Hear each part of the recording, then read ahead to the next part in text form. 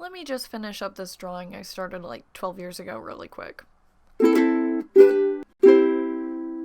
Hey everyone, it's Lily, and today I'm going to be redrawing this cute little bug illustration I drew when I was like 12 years old. So I found this drawing in a folder of lost middle school art that I actually made a video about. If you haven't seen it yet, go ahead and check it out after this video. And when I saw this drawing, I mentioned I really wanted to redraw it, and well, today is the day, and that is happening. So I absolutely love drawing bugs and animals personified. I think it's incredibly fun to imagine them in settings where they're doing human things and are all dressed up in little human clothes. I think it's really cute and kind of funny. I suppose I didn't really realize I've been doing these kind of drawings even way back in middle school. When I saw this drawing, I knew I had to give it another shot and to see how I've improved. I approached this drawing from the aspect of keeping the whimsy but pumping up the entire approach. I decided to use a lot of references to get the bugs and their clothes more accurate, and I wanted to change the design a little bit to make it more engaging and the entire color scheme. I wanted to make it in sepia tones, kind of like an old photograph from the Wild West. Okay, so let me explain this drawing a little bit. So there's a sheriff and he's a roly-poly. His name is Sheriff Roly-Poly, the roly-poly, and he's the quickest draw in town. In the background there's this ladybug character who's obviously a big fan of the sheriff. Her name is Lady Nellie Bird, Nellie being from the scientific name of ladybugs. And this is a difficult word, bear with me while I try to pronounce it. Coccinellidae, and her last name being Bird, being from the other common name for ladybugs, which is ladybirds.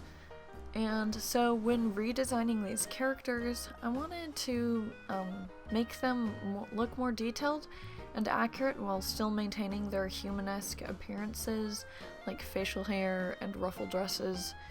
And so for Sheriff Polly, I added longer arms on his front, and so he could be aiming a revolver. These arms are based on Roly-Poly's little antenna that they have on like their head. He also has a gun holster and some pretty sweet boots and a new hat. And for Lady Nellie, I wanted her dress to look more accurate for the time period. So I ended up coming up with this design and put the classic ladybug spots on her dress. I also gave her a little hat rather than a bow and included a handkerchief she's waving. When lining this drawing, I considered using a normal fine liner in black. I wanted the lines to look softer and to be in a dark sepia tone, so I chose to use my Winsor & Newton drawing ink in the color Nut Brown with a dip pen. And I've been getting into dip pens more recently. They allow for more varied and interesting line qualities, plus I can use all different sorts of colors to line. With the coloring of this drawing, I wanted to use markers, but instead of using Crayola water-based markers like I did in the original, I used my alcohol-based art markers that I got recently.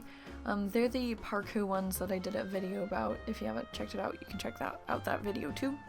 I was pretty pleased. They came up with this really nice set of 4 warm grays, and they came in handy for the sepia color scheme.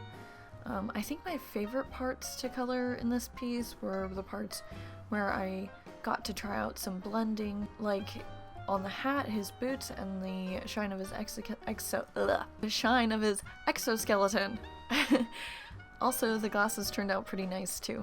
I think it's pretty fun to see how I've changed in my art skills and habits over the years when comparing these redraws to the original.